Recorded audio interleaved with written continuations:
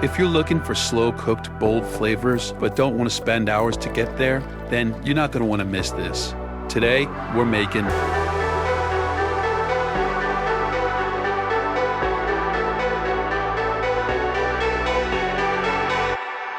welcome.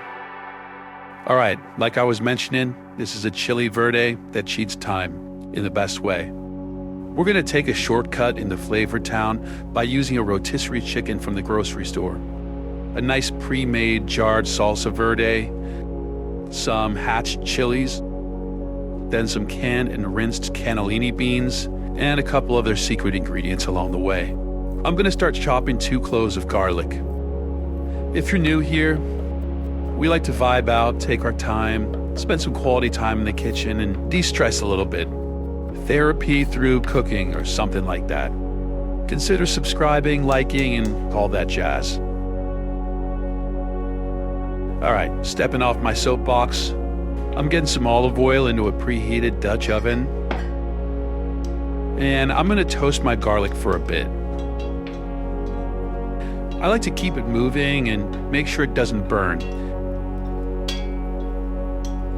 We want to mellow it out and enhance the sweetness of the garlic without pushing it too far into those bitter, burned flavors. And once we're there, we're going to add our roasted salsa verde and our hatched chilies. I've been known to make my own, and I'll show you that in a future episode, but we're going for this whole dinner in 10 minutes thing, so that's not an option today. I like to find a salsa that isn't too acidic tasting and has some roasted notes to it. To replicate some of those simmered flavors, I'm going to add some chicken bouillon paste, which is sort of an umami bomb. Definitely a cheat code for a lot of dishes. Next, let's get in the chicken. I'm using a pre-pulled rotisserie chicken from the grocery store. Sometimes I'll make my own at the beginning of the week because it's just so versatile. This is a combo of white and dark meat, by the way. Check to see how it tastes. Chances are it might be a little too bright or acidic. I typically use a pinch or 2 of sugar or agave to kind of balance some of that acidity. Now I'm going in with our strained cannellini beans.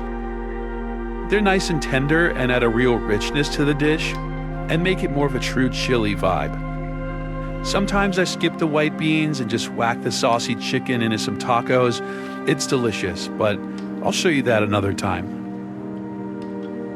I'm adding a little white wine for some complexity, but this is totally optional. I just find that it gives it some fruity and floral notes that make it a little less heavy. All right, we're in the home stretch. We're gonna simmer this for 3 to 5 minutes. And let's get it plated up.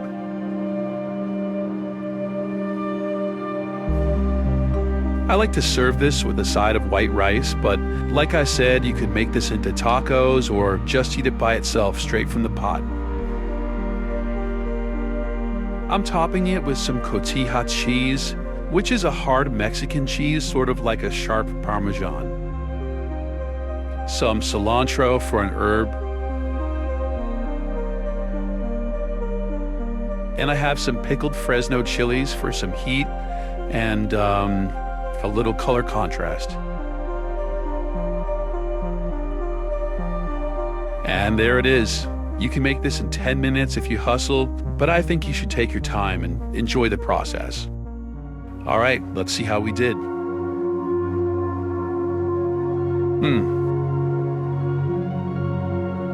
Gonna hit it with a little hot sauce for good measure.